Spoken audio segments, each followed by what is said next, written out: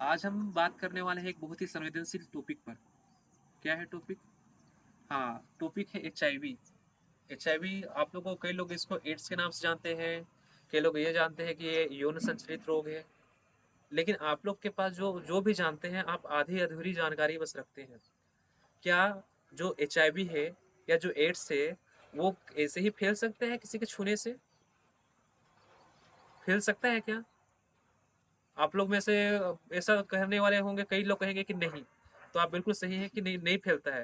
लेकिन छुआछूत का तो आप लोग मानते हो भाई। आज ही एक मेरी पेशेंट आई थी, मैंने जब वहाँ पर डॉक्टर्स थे, उनको जब पता चला कि नहीं वो एचआईवी पीड़ित है, तो इस तरह से बिहेव कर रहे थे जैसे छुआछूत के कोई उसको प्लेग हो गया है, उस तरह से कर रहे थे बिहेवियर। ये गलत बिहेवियर है। किसी भी इंसान को जो रहते हैं इस तरह से नहीं, ये छुआछूत का रोग नहीं है। आज हम जानेंगे कि यौन संचालित जो रोग जो होते हैं, जैसे कि एड्स हो गए, गोनोरिया हो गई, सिफिलिस हो गया, इन सब से कैसे बचाव हो सकता है, ये वाकई में फैलते हैं कि नहीं फैलते हैं, ये संक्रमित होते हैं या असंक्रमित होते हैं, या एक व्यक्ति से दूसरे व्यक्ति में कैसे ट्रांसफर होते हैं। ठीक है, तो हमारा आज का सेशन है यौन संचालित रोग, जिसको बोलते हैं एसटीडी, सेक्सुअली ट्रांसमिटेड डिजीजेस। ठीक है, पहली बात तो ये कि एचआईवी होता कैसे है, या फिर एचआईवी है क्या। एचआईवी का अगर फुल फॉर्म देखा जाए तो है ह्यूमन इम्यूनोडेफिशिएंसी वायरस। ठीक है, एचआईवी बीमारी है।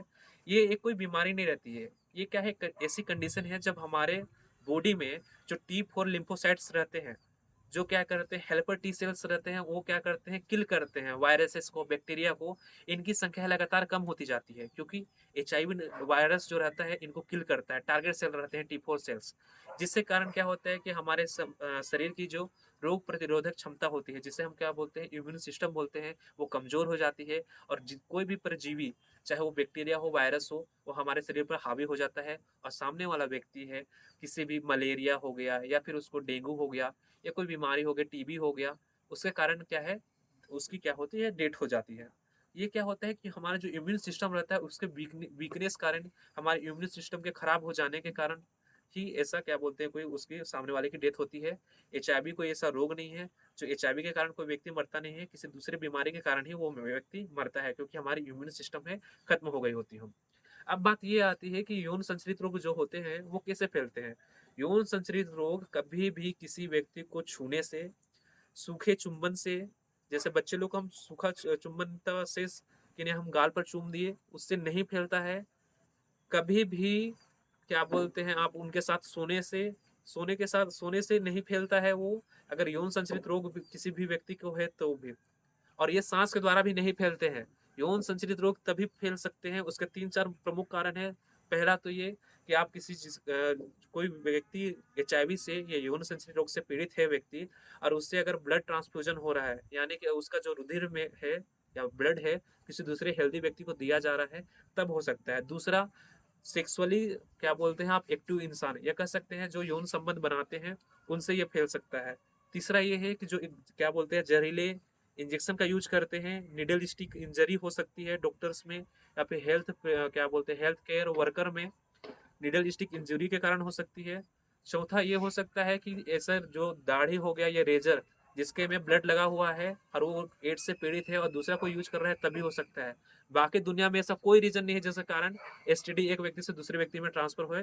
इसी के लिए मैं आप सभी पूरे दुनिया के लोगों से यही अनुरोध करूंगा, कृपया इसे छुआछूत का रोग ना समझे, कृपया थोड़ा जागरूक बने। और कोई भी व्यक्ति अगर कोई एड्स से पीड़ित है तो उसको इस तरह से मत शो करिए जैसे कि उनकी बहुत बड़ी गलती है। ये किसी भी इंसान को, अगर कोई पीड़ित भी है तो उसे भी कई बार पता नहीं रहता है। वो अचानक से रेंडमली कभी ब्लड चेक होता है, तब वहाँ पता चलता है कि नहीं, इनको एचआईवी का है, एचआईवी मार्कर है या एंटीजन पॉजिटिव पाया गया है। एक चीज और, अगर किसी एचआईवी पीड़ित से व्यक्ति या पेशेंट है, आपके कॉलेज में आ रहा है, हॉस्पिटल में आ रहा है, और आपको निडल स्टिक इंजरी हुई है, तो आप कृपया तुरंत ब्लड टेस्ट ना करवाएं, क्योंकि 90 दिन लगते हैं इसको क्या बोलते हैं, सीरो सीरो कन्वर्जन होने में। तो अगर आप तुरंत भी करवाएंगे तो आपके एंटीजन नहीं शो होगा, कम से कम 90 दिन तक आपको वेट करना पड़ेगा। उससे पहले जो भी प्रिकॉशन रहता है, आप उस इंजेक्शन को वहाँ पर क्या बोलते हैं, जो भी हेल्थ केयर के आप यहाँ सपोर्ट है, जो भी जिला चिकित्सालय है, वहाँ पर जाएं और बताएं कि नहीं, मुझे निडल स्टिक इंजरी हुआ है और सामने वाला व्यक्ति एचआईवी पीड़ित है। घबराना नहीं है, ना पेशेंट को कुछ बोलना है।